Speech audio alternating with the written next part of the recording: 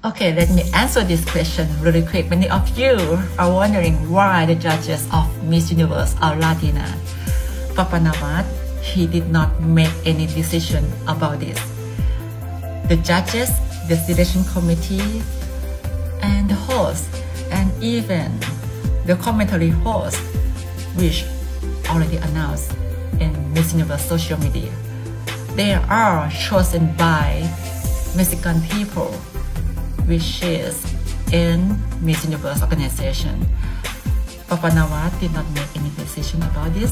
He is the organizer. He is the official host country and arranging every single event that happening from Miss Universe 74 this year. So inyong napanood mga kapolitika itong isang influencer, isang vlogger dito sa Thailand na kung saan is nakita natin doon nag-interview kay Emma Tiglao sa Miss Grand International. So ngayon is dito naman siya nagka-cover sa Miss Universe at sinabi niya mismo na walang impluwensya itong si Nawat. Okay, hindi kagagawa ni Nawat itong mga hurado dito sa Miss Universe 2025 dahil ang sabi niya ang pumili di umano doon sa selection committee na upo bilang hurado ay walang iba kundi ang mga Mexican, ang mga Latinos. Okay, so sinabi na rin natin doon sa ating mga naunang video na majority ng mga hurado ay mga Latinos.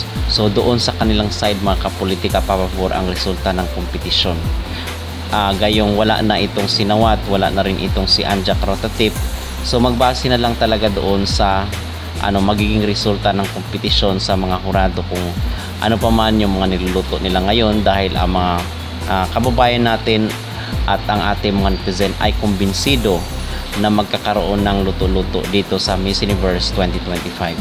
Pero ganun pa man ang ating panawagan, ang ating sentimiento at ang ating rant dito sa social media, be fair at maging patas ang mga hurado dito sa maging resulta ng kompetisyon. At huwag silang magpa-apekto sa mga impluwensya na gustong baguhin ang resulta. Okay? At ipapanalo yung gusto nila.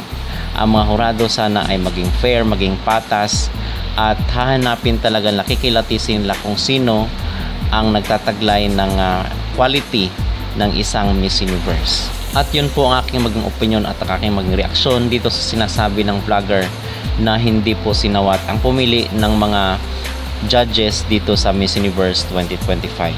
So ano ang inyong mag-reaksyon dito mga kapolitika? Kayo po ba ay naniniwala na magkakaroon ng luto-luto dito sa Miss Universe 2025?